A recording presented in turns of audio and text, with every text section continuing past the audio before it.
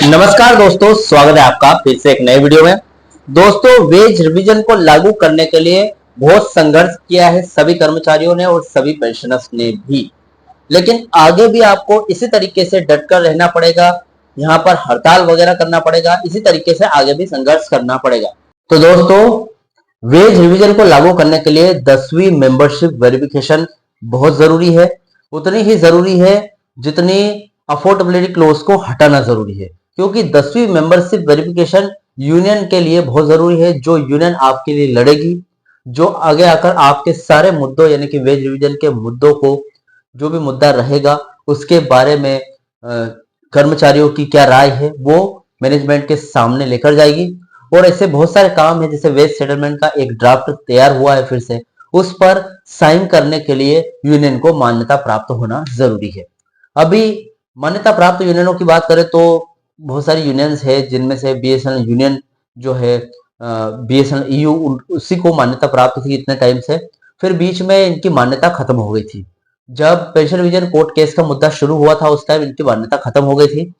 और आपको पता हो तो मैनेजमेंट कमेटी ने जब हस्ताक्षर किए थे वेज सेटलमेंट के ड्राफ्ट पर, यानी कि एक फाइल तैयार हुई थी, उस फाइल में मैनेजमेंट ने हस्ताक्षर किए, तो उसके ठीक बाद 16 तारीख के आसपास यहाँ पर, आज की नहीं, मैं 2 से 3 महीने पहले की बात कर रहा हूँ, तो उसमें इनकी मान्यता खत्म हो गई थी। तो क्या हुआ था, सरकार ने इनको फिर से मान्यता दे दी कि चलो ठीक है, अस्थायी मान्यता पर आप आगे मुद्दे लड़ो, क्योंकि जरूरत है यूनियन की। अब क्या है कि वो जो अस्थायी मान्यता है वो भी खत्म हो गई है और आगे आने वाले दिनों में इनको स्थायी मान्यता जरूरी होगी। तो सबसे पहले 10वीं मेंबरशिप वेरिफिकेशन यानी कि 10वीं मान्यता प्राप्त यूनियनों को ही यहाँ पर वेज रिवीजन का मामला सौंपा जाएगा।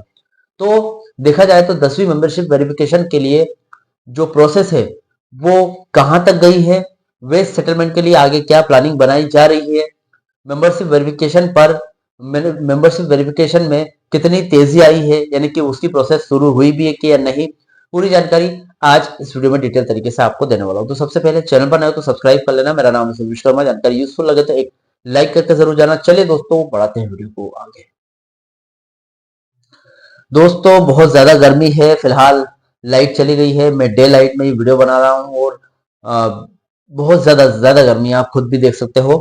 तो चलिए दोस्तों, अभी देखिए दोस्तों, आज 25 मई की सबसे ताजा स्थिति और अपडेट आपको बताने वाला हूं। देखिए, आपके लिए सबसे बड़ी अपडेट यह है कि 22 मई की शाम को 4 महीने के आईडीए एरियर का ऑफिशियली लेटर जारी होने के बाद अब पूरा फोकस वेज रिवीजन यानी कि थर्ड पीआरसी की रुकी हुई गाड़ी को पटरी पर लाने में हो गया है। यानी कि फोकस अब सिर्फ थर्ड पीआरसी वेज सेटलमेंट पर रहेगा। मैनेजमेंट और यूनियन की महाबैठक 21 से 22 मई की का असर हुआ है। देखिए, यूनियन बीएसएल यूनियन के शीर्ष जो भी बड़े बड़े लीडर्स है, कॉमरेड अनिमेश मित्रा और कॉमरेड पी अभिमन्यु ने नए CMD Shri Robert J Ravi के साथ जो विशेष बैठक की है, एक निजी बैठक की है, उसका असर आज दिखने लगा है।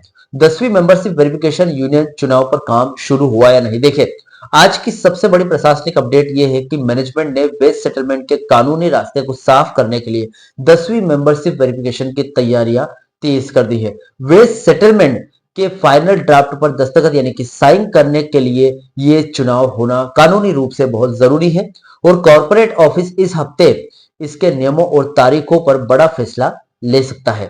ताकत का ऐसा, देखिए ताकत भी है। 20 मई की देशव्यापी प्रोटेस्ट चेन जो बनाई गई थी, जो हड़ताल हुई थी, उसकी भारी भीड़ ने सरकार को यह समझा दिया है कि कर्मचारी सिर्फ एरियर लेकर शांत नहीं बैठेंगे, उन्हें अपना पूरा वेतन संशोधन थर्ड पीआरसी चाहिए। ठीक है, वेज सेटलमेंट को लागू करवाने के लिए आगे की क्या प्लानिंग बना रही है यूनियन, उसके बारे में देख लेते हैं। देखिए, यूनियन लीडर इस बात को अच्छी तरीके से जानते हैं कि डोट वेज सेटलमेंट के रास्ते में अफोर्डेबिलिटी क्लोज यानी कि कंपनी के घाटे का बहाना की जो तानाशाही शर्त है उसको लगाकर बैठी है। इसे हटाने के लिए यूनियन ने 13 चक्रव्यूह रचा गया, यानी कि 3 तरीके से दबाव बनाया जाएगा। एक प्लानिंग की गई है, एक महा प्लानिंग की गई है, जिसके तहत वेज रिवीजन लिया जाएगा बहुत जल्दी।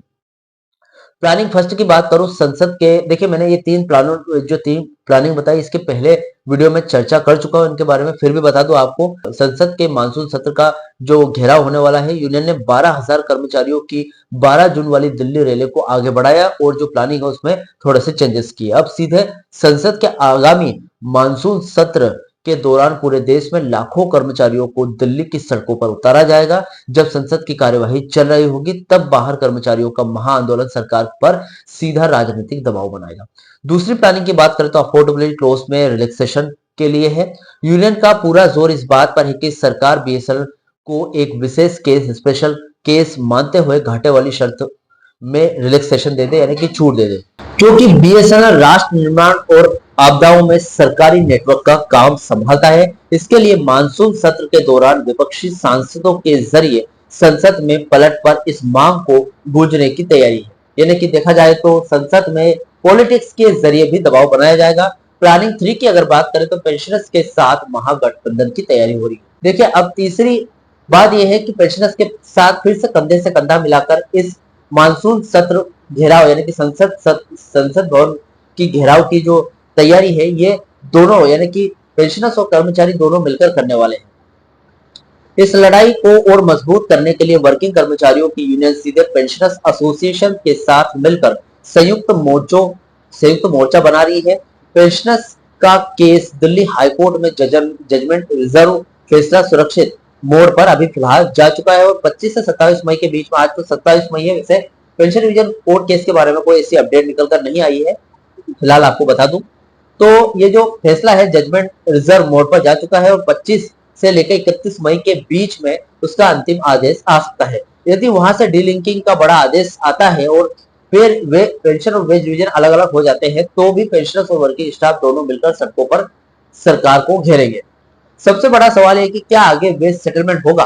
तो बिल्कुल 100% होगा और जरूर होगा, क्योंकि आईडीए 4 महीने का आईडीए एरियर अगर कर्मचारियों ने पा लिया है, पेंशनर से पा लिया है, छीन लिया है सरकार से, तो वेज रिवीजन भी पाकर रहेंगे। तो दोस्तों, फिलहाल ये वेज रिवीजन से जुड़ी अपडेट थी आज की अपडेट। इस अपडेट से जुड़े आपके जो भी डाउट या क्वेश्चन वगैरह हो तो कमेंट कर सकते हैं। वीडियो अच्छा लगा तो वीडियो को लाइक कमेंट से जरूर कर। मिलता है दोस्तों नेक्स्ट वीडियो में। सी यू सून।